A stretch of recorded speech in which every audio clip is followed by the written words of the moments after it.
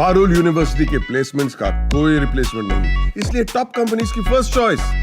आप तो समझ ही गए होंगे। Join Parul university, Vadodara, Gujarat. भारत और पाकिस्तान के बीच सिंधु जल संधि को पहलगाम हमले के बाद निरस्त कर दिया गया, जिसकी वजह से पाकिस्तान की बौखलाहट बार बार उफान मारती है।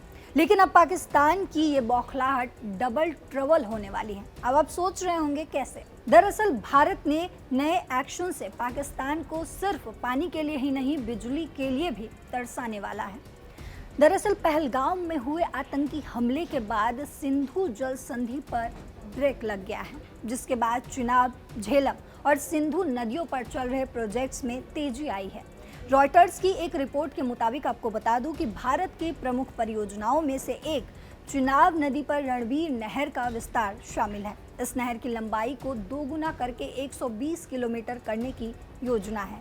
यह नदी भारत से होकर पाकिस्तान के पंजाब प्रांत तक जाती है, जो वहां के कृषि क्षेत्र के लिए जीवन रेखा है। रिपोर्ट के अनुसार परियोजना पूरी होने पर भारत प्रति सेकंड 150 क्यूबिक मीटर पानी मोड़ सकेगा, जबकि वर्तमान में यह क्षमता केवल 40 क्यूबिक मीटर प्रति सेकंड ही है।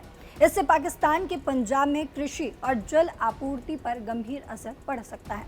जहां 80% खेती सिंधु नदी प्रणाली पर निर्भर है, वहीं वॉशिंगटन के centre for strategic and international studies के जल सुरक्षा विशेषज्ञ डेविड मिशेल ने चेतावनी दी है कि भारत के बांध और नहरों जैसे प्रोजेक्ट से पाकिस्तान पर भारी दबाव पड़ सकता है।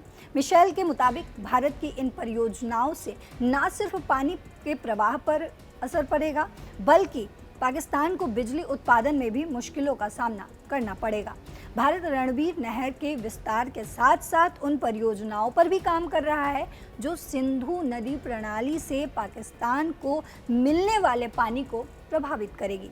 वहीं आपको एक ताज़ा रिपोर्ट के अनुसार बता दूं कि भारत ने जम्मू कश्मीर में हाइड्रो इलेक्ट्रिक प्रोजेक्ट्स की सूची तैयार कर ली है, जिससे बिजली उत्पादन 3,360 मेगावाट से बढ़कर 12,000 मेगावाट तक पहुंचेगा।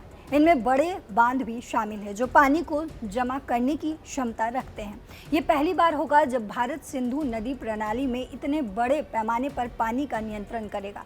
प्रधानमंत्री नरेंद्र मोदी ने पहले ही साफ कर दिया था कि पानी और खून साथ साथ नहीं बहेगा। मंगलवार को विदेश मंत्रालय के प्रवक्ता रणधीर जायसवाल ने दोहराया कि जब तक पाकिस्तान आतंकवाद को समर्थन देना बंद नहीं करेगा, भारत सिंधु जल संधि को स्थगित रखेगा।